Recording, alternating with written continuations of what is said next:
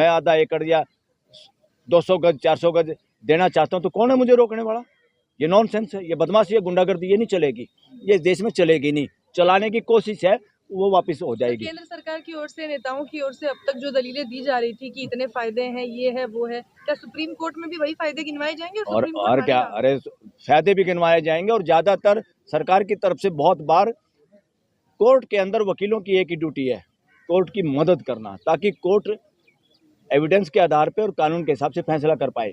जो कोर्ट में गुमराह करने की कोशिश करते हैं, असंवैधानिक काम है, वो बदमाशी है, कोई भी वकील करे उसको, और उसकी इजाजत नहीं होनी चाहिए।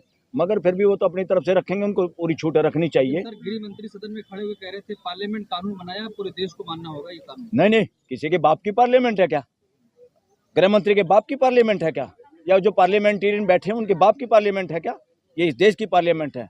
पीपल आर सुप्रीम, देश के लोग सुप्रीम हैं। वहाँ संख्या में एक आदमी ज़्यादा हो गया, एमएलए एमपी बन गया, एक आदमी ज़्यादा हो गया, प्राइम मिनिस्टर बन गया, सीएम बन गया, या एक एमपी ज़्यादा हो गया और कानून पास कर लिया, उसका ये मतलब नहीं आप देश को रौंद के चलोगे। डेमोक्रेसी नहीं चलता, ये वहाँ चलता है राजशाही में, तानाशाही में। इस देश में ना राजशाही है ना तानाशाही, जिसको हम दफन कर चुके हैं। 1950 में इस देश में संविधान लागू हुआ।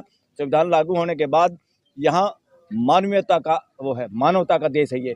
सभी रिलीजन को अब ये भी सोचना होगा, और देश की युवा पीढ़ी जो जिस रिलीजन से है, कोई दिक्कत नहीं है, सारे रिलीजन हमारे हैं, उनकी अच्छी बातें हम सबको स्वीकार करनी होगी, और मिलजुल के हम सबका ऑडिट करना होगा। रिलीजियस ठेकेदारों का भी, जो इस देश को जैसे पॉलिटिशियन बांटते हैं, बहुत सारे रिलीजियस ठेकेदार भी देश को बांटना चाहते हैं अपनी गद्दियाँ महफूज करने के लिए। परिवार दर परिवार, मैं मर गया मेरा बेटा, उसके बाद मेरा बेटा, मैं एमएलए हूँ तो मैं मर जाऊँ जो मेरा बेटा। इसी तरह से रिलीजियस ठिकानों पे भी इस देश के पूरा समाज जहाँ खिलाफ होता वो हर उसमें है।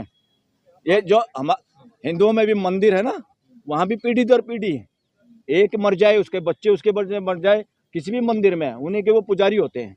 ये सारा का सारा गलत है, ये अनडेमोक्रेटिक है, अमानवीय है। इसको हर रिलीजन में बदलने की जरूरत है।